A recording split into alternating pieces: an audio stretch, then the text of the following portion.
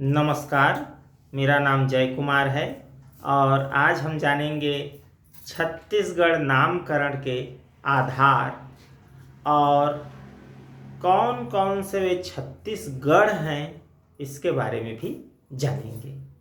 तो चलिए सबसे पहले हम शुरू करते हैं कि इस प्रदेश का नाम छत्तीसगढ़ क्यों रखा गया, क्या कारण है कि हम जहाँ रहते हैं यह जो भूभाग है मध्य प्रदेश से अलग होकर जब अलग राज्य बना तो इसे छत्तीसगढ़ ही क्यों कहा गया, कोई और नाम क्यों नहीं दिया गया। तो इसके कई आधार हैं जिनमें 3 जो है अत्यधिक प्रचलित आधार है। उनमें एक है कलचुरी लोगों का यहाँ साम्राज्य था। ऐसो कहते कौन है? हीरालाल। हीरालाल जी कहते हैं कि कलचुरी लोगों का, कलचुरी राजवंशों का यहाँ शासन रहा लंबे समय तक और उन्हें चेदिस वंशी कहते थे या चेदी वंशी।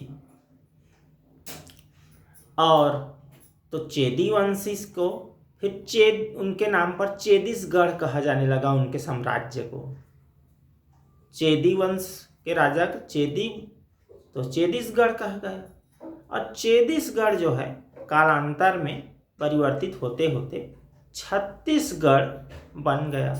लेकिन व्याकरणाचार्य लोग इस मत का खंडन करते हैं कि च जो है परिवर्तित होते होते छ बनना, च का वो ज़्यादा सही नहीं लगता। छ जो है वो च बने ये समझ में आता है, तो इस मत को नकार देते हैं।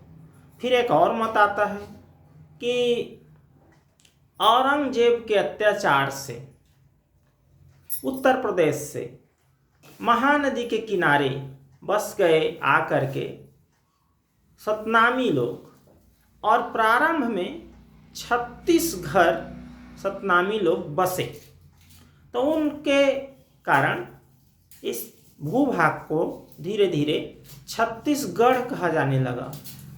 यह भी तर्क ज़्यादा सही नहीं लगता, इस कारण से इसको भी नकार दिया जाता है। और एक और आधार आता है, एक ब्रह्मदेव करके एक बड़े सम्राट हुए जो जिनके कहना चाहिए खल्लारी शिलालेख में, ब्रह्मलेख के खल्लारी शिलालेख में 36 गढ़ों का जिक्र मिलता है, जो ऐतिहासिक तथ्यों के आधार पर सही माना जाता है। इसी कारण से इसी मत को छत्तीसगढ़ के कारण, छत्तीसगढ़ माने किला, उसके कारण छत्तीसगढ़ कहा गया, इसको सर्वाधिक सही माना जाता है।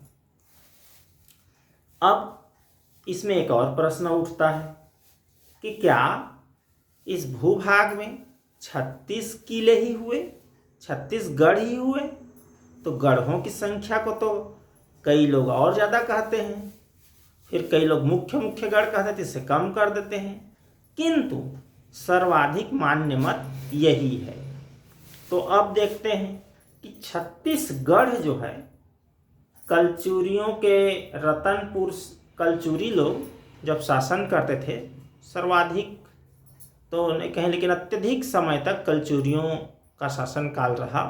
तो कलचुरियों के जो शासन काल के समय उन लोग शिवनाथ नदी के आसपास को मुख्य केंद्र बनाया और शिवनाथ नदी के दक्षिण में 18 गढ़ और उत्तर में 18 गढ़ हुए। तो उत्तर में ये उत्तर है, इसका इधर को इसको उत्तर कहेंगे और इसको दक्षिण कहेंगे। तो उत्तर के 18 गढ़ कौन कौन से हुए? रतनपुर, विजयपुर, खरौद, मारो, कोटगढ़, नवागढ़, सोधी, इसे सोढ़ागढ़ भी कहते हैं, औखरगढ़, पडरभट्ठा, सिमरिया, चांपा।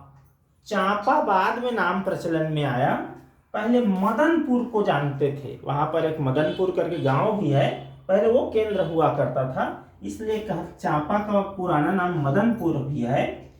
फिर लाफा, छुरी या छुरी कला कहते हैं, छुरी कोसगई प्राचीन नाम प्रचलित है, कोसगई देवी माता के नाम पर। और केंदा, इसी को केंडा भी कहते हैं। मातिन, उपरोड़ा। और 17वें नंबर पर पेंड्रा, जिसको पंडरा भी कहते हैं। और कुरकुट्टी, जिसको कंडरी भी कहते हैं। कई लोग इसको कुरकुट्टी कहने के बजाय इकार अंत के जगह आकार अंत करके कुरकुट्टा कह देते हैं और कंडरा कह देते हैं। एक ही बात है, दोनों में से कोई भी मिले। अब उसके बाद शिवनाथ नदी के दक्षिण में जो 18 गढ़ पाए जाते हैं वो 18 गढ़ हैं। पहला तो रायपुर, जो कि वर्तमान में राजधानी है। फिर पाटन, फिर सिमगा, सिंगारपुर, और श्रृंगारपुर भी मिलेगा तब भी वही है। लवन, ओमेरा, और कई लोग इसको अमेरा भी कह देते हैं। दुर्ग, शारदा, सिरसा, मेहंदी या मोहदा, खल्लारी, इसी का नाम प्राचीन नाम खल्लवाटिका है संस्कृत में, जिसको प्रचलित में खल्लारी कह दिए। सिरपुर और ये श्रीपुर, या और उसको छत्तीसगढ़ के प्रमुख नगरों या शहरों के प्राचीन नाम जब हम पढ़ेंगे उस समय और इसको विस्तार से देखेंगे। फिलहाल आगे बढ़ते हैं। फिंगेश्वर, राजिम, जो राजिम कुंभ लगता है वही वाला राजिम। सिंघनगढ़, सुअरमार, 17वें नंबर पर देखें टेंगनागढ़, और 18वें पर देखें अकलवाड़ा। ये चांपा के पास जो अकलतरा है वो वाला नहीं है, अकलतरा नहीं है, अकलवाड़ा। और तो इस प्रकार से 18 गढ़, सिरपुर, रतनपुर, विजयपुर, ये सब जो है उत्तर में शिवनाथ नदी के, और ये जो है रायपुर, पाटन, सिमगा, ये सब दक्षिण में शिवनाथ नदी के। इस कारण से छत्तीसगढ़ कहा जाने लगा। पिछले वीडियो में हमने पढ़ा था कि इसका सर्वप्रथम उल्लेख दलपत राव, जो कि खैरागढ़ राजा के दरबारी कवि थे, उन्होंने कहा था कि गढ़ 36 में न गढ़ैया रही। वहाँ से इसकी यात्रा आरंभ होती छत्तीसगढ़ शब्द का। तो आज के लिए इतना ही। आप सभी को बहुत बहुत धन्यवाद जो आपने वीडियो को देखा, और देखे ही हैं तो आपसे आग्रह है कि वीडियो को लाइक करें और चैनल को सब्सक्राइब अवश्य करें। बहुत बहुत धन्यवाद।